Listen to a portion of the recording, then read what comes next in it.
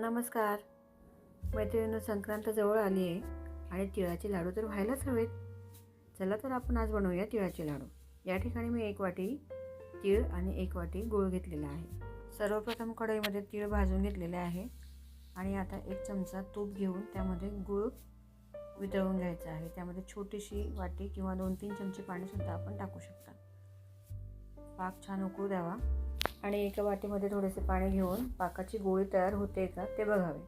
अशा प्रकारे गोळी या ठिकाणी पाकाची तयार झालेली आहे आणि आपला पाक पूर्णपणे बनलेला आहे. आता यामध्ये थोडेसे तीळ घालावे. थोडे थोडे करून तीळ घालून मिक्स करून घ्यावे. अशा प्रकारे एकजीव करून घेतले आणि त्यानंतर 1 चमचा तूप मी वरतून घातलेले आहे, त्यामुळे लाडू हाताला चिकटणार नाही.